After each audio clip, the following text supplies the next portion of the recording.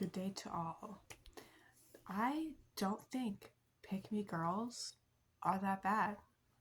I I was a pick me girl for a really long time. I didn't really realize that's what that was.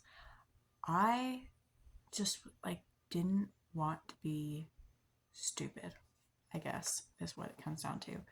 Because when I saw a lot of my fellow my peers that were female, they didn't behave in a manner that I thought was intelligent, that I thought was strong. And I think a lot of pick me girls are like that. Um, I think that a lot of times they're just kind of looking for a way to show their strengths, and they think wearing pink, doing makeup, isn't showing their strengths. Now, when I kind of got a little bit older, let's say I was pick me for a really long time. Until I was like,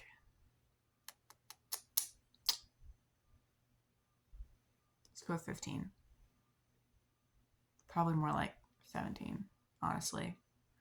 And I still am kind of pick me because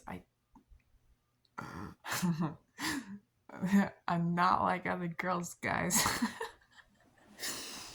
I just, I don't know, I guess other girls kind of means like I'm not airhead. I don't think I'm an airhead. I don't think I don't really beat around the bush a lot. I kind of like to just get straight to the point, and I really don't like people who just will like chase you in a circle, like trying to get to the point. Like, have you reached the realize what they're trying to say before they actually say it? That way, it's just the whole thing, and I don't like it, and I don't like it when people do it to me. So I try not to do that to people. And if there's a problem or something, I just try to immediately get that problem, get it away. That's kind of a little bit of obsessive thing that I do, though. Like, I must deal with all problems in my life and get rid of them.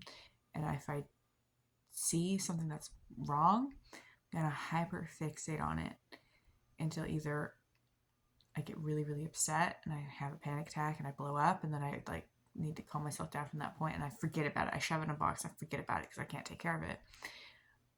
I can't remember what the or was. So either I do that or I don't remember. I'm very tired. It's 1 a.m. right now.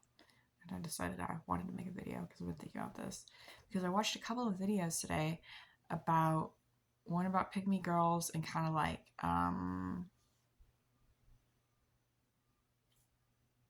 main character. When people have main character syndrome. I don't think people with main character syndrome are that bad either. Honestly, I don't. Because what are people with main character syndrome? They think that they are the main character of life. They are. I'm the main character of my life. You're the main character of your life. So is your friend across the street. They're the main character. And you are the side guy. And I like to think about that a lot. People keep telling me recently, as I've been networking more and being able to interact with my peers, a lot more of my peers in a more beneficial way and kind of more deep connecting way. I've been told a lot that I'm just so understanding. I don't know. I can't really describe how they describe me because I'm tired. And I think probably the big reason for that is because I try to think of other people first, always, every single time. Because I often will, when I come out of a social situation, like I go to a party, a festival, a dance, whatever, and I come back and I'm sitting and I'm thinking about it, I'm like, how interesting. I wonder how it would have looked from their perspective. And then next time I go to something similar, I'm thinking about how I look from their perspective and how maybe what their day went through. So like say I interact with two people, when I go home, I'm going to think about what what things they might have done that day and leading up to the dance or the party or whatever it was that I went to, and then what they did afterwards, because I don't know, this just helps me think of them as me instead of as just like an in place character, like a role, like a filler in a filler video game. Because I feel like a lot of people go through life kind of viewing other people as side characters, and they're not. And I just, when I was a bit younger, I was kind of doing the same thing. I was kind of viewing everybody as side characters. And then I just kind of had this mind awakening moment after I read a book, I think. And it was a fiction book. I don't know the name of it. I don't really even remember what it was about, but I think it was kind of talking about, I think it was switching between perspectives of people. I was doing it a really interesting way. That was where I was like kind of going through the same passage of time. And all these people knew each other, so you were seeing how the other person's. Anyway, I don't think I'm really explaining that very well. But I think it was after I read the book that I started thinking about this.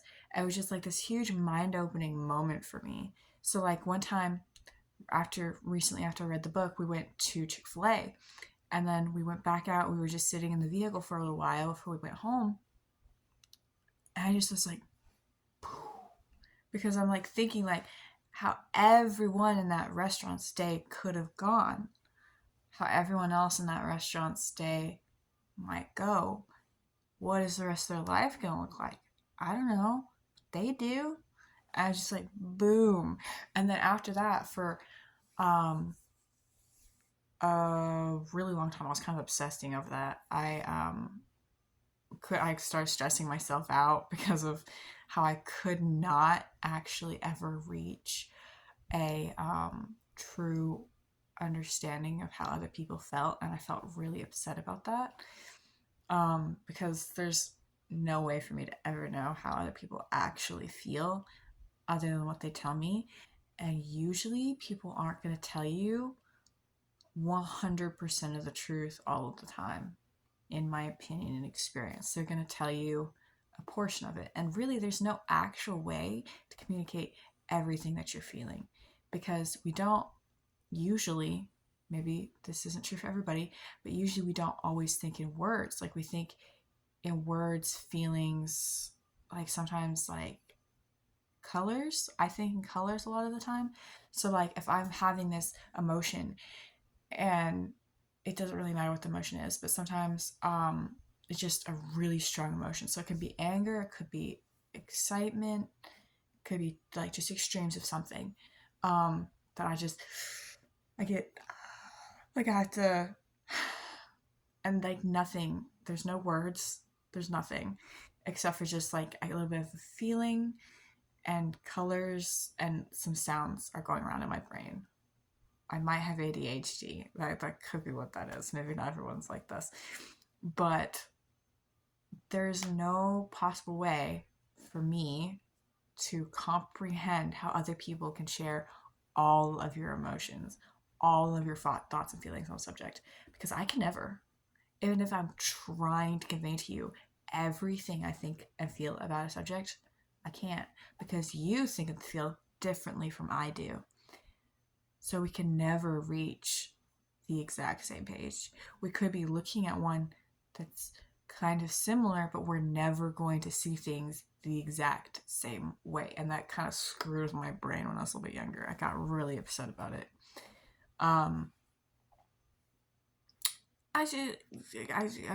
If I think about it for too long, I'll be like, and I'll kind of get in my head about it and like not be able to stop thinking about it. So I should probably stop talking about it here pretty soon. And I won't get upset really, but I'll get annoyed that I can't stop thinking about it and that I can't reach a good conclusion, which in my mind is understanding the other person's perspective exactly. just impossible, as I've already gone over. So, yeah, that's my opinion. I don't think. Well, I should probably talk about pick me girls a bit more because I kind of just glaze right over them. So let me talk about how I used to be a pick me girl. Maybe I should cut this video. Maybe I should make this into two separate videos because I barely went over pick me girls. I went like pick me girls and then immediately changed. Maybe I'll just make one video. I haven't really been getting that many views.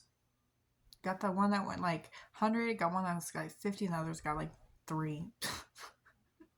That's okay. So, pick me girls. Right. So, I really don't think they're that bad because I was one for a really long time.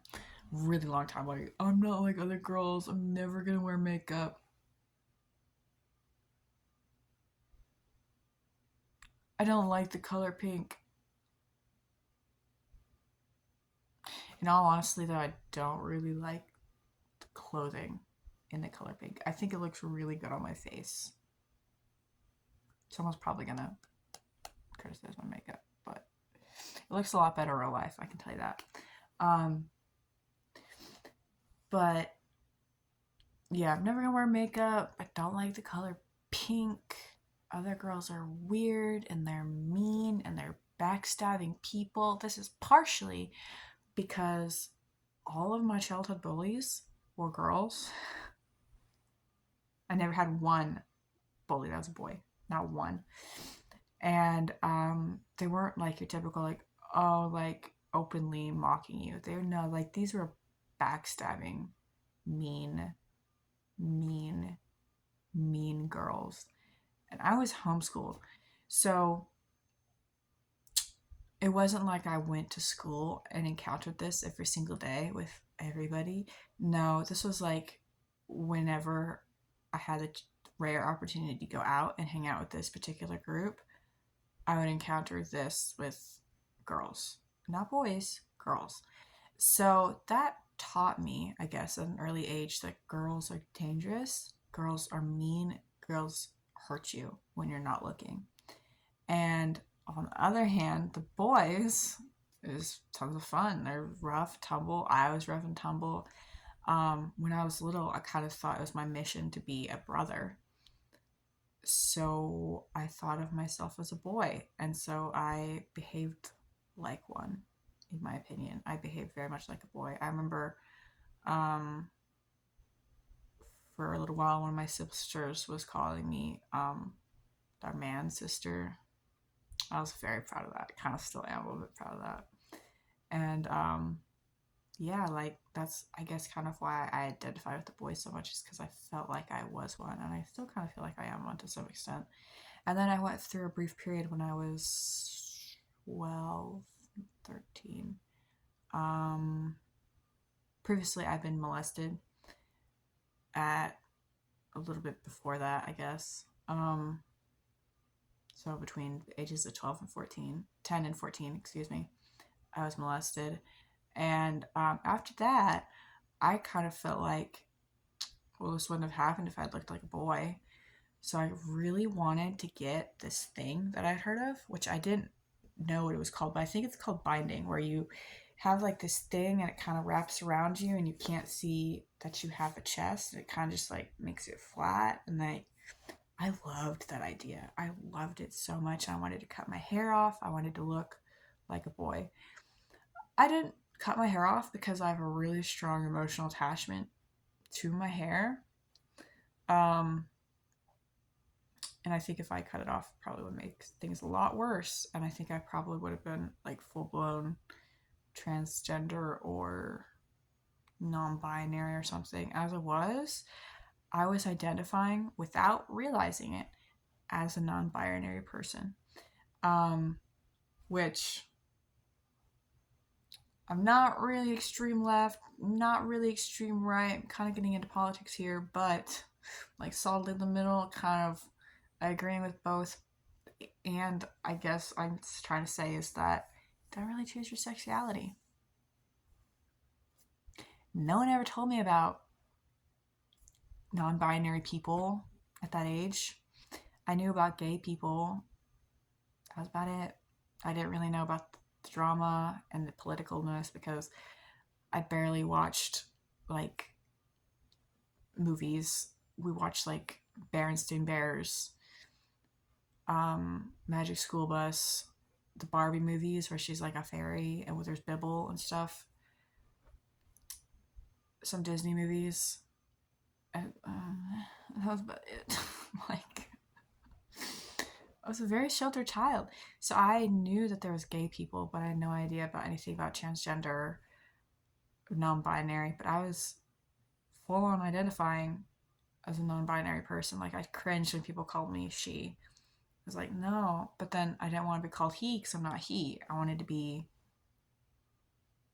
not them, because I still think them and they is kind of an odd thing for a non-binary person. I feel like there should be a really good new word come up with for that. Somebody should come up with a new word for that. But might be me. Maybe, who knows? Probably not. I don't know why I did the weird voice. I'm sorry. But yeah, so I guess I kind of, as while I was doing that, I did a lot of pick me stuff. Like, I'm not like other girls. Like, I'm part of the guys. I kind of really was. Like, I almost never spent time with the girls at all. I was always with the boys. Always. Always. Always. um so I feel like I just cringe when people talk about pick me, because like, is it actually bad, or are they just trying to fit in where they feel comfortable? And why does that make you uncomfortable? Like, I get it, there are girls who act really pick me and it's cringe, but is it? I'm also really sheltered, so I've never met one. So, other than me. So, I guess I don't really have any room to speak on the subject other than my own experience, but I don't know. I just feel like everyone should be more considerate, I guess. I feel like that's like the point of all my videos, is be more considerate, but really, be more freaking considerate. Like, stop judging people so much. Yeah, I think that's all I had to say on this subject.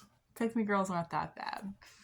And if you see someone and you think they're trying to like have a main character moment, you're a side character. And maybe you judging them for having a main character moment is you having a main character moment. And you're literally behaving just like they are. And you hate them for behaving like that. So, I don't know. Maybe I'm reaching here. You know, like, subscribe. Come back again for more. I'm pretty funny.